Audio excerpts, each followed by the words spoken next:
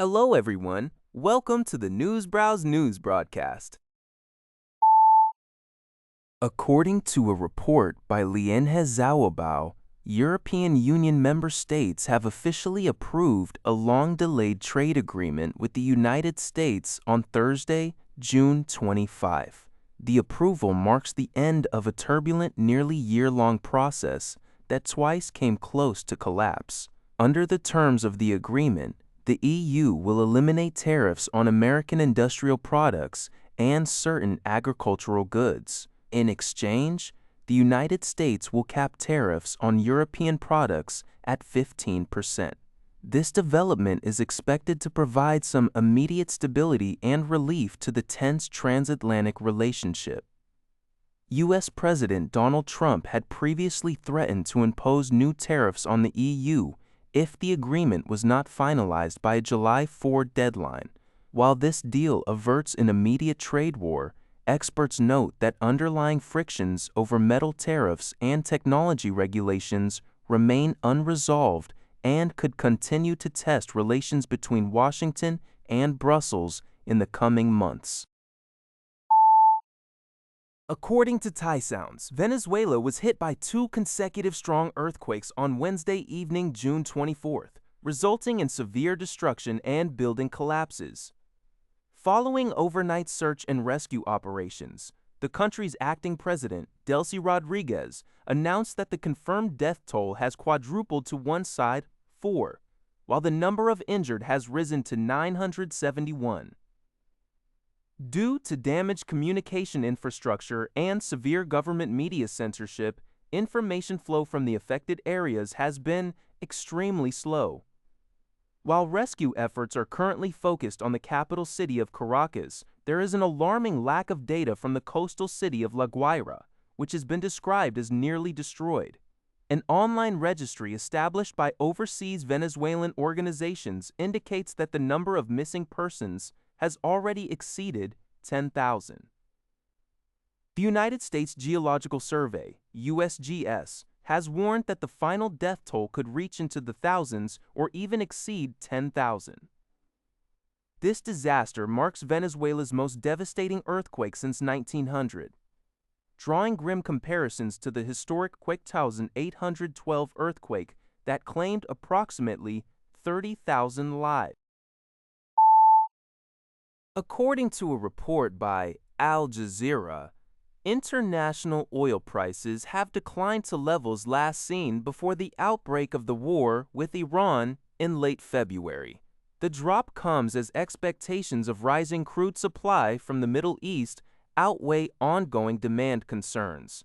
Both Brent crude and U.S. West Texas Intermediate hit their lowest prices since February 27, with August Brent futures falling to $72.68 a barrel. The price drop follows an initial accord signed last week to end the U.S.-Israeli conflict with Iran, which has allowed shipping traffic to resume through the crucial Strait of Hormuz.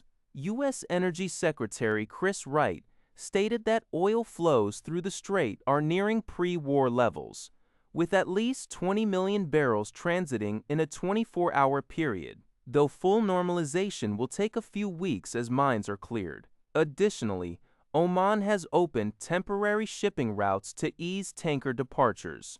However, tensions remain as Iran's Revolutionary Guards warned against any unauthorized crossings of the strait, condemning the new routes. According to Antara, Indonesia's Energy and Mineral Resources Minister, Bahlil Lahadalia, has confirmed that a contract for importing crude oil from Russia is currently being prepared. The agreement follows a government-to-government deal established between Indonesian President Prabowo Subianto and Russian President Vladimir Putin. Under the commitment, Indonesia plans to gradually import a total of 150 million barrels of Russian crude oil through the end of 2026. The technical preparation for the contract is being handled by Lemigas, the Research and Development Center for Oil and Gas Technology, alongside a public service agency under the Energy Ministry. While the import volume has potential for further expansion, the government is reviewing the technical aspects.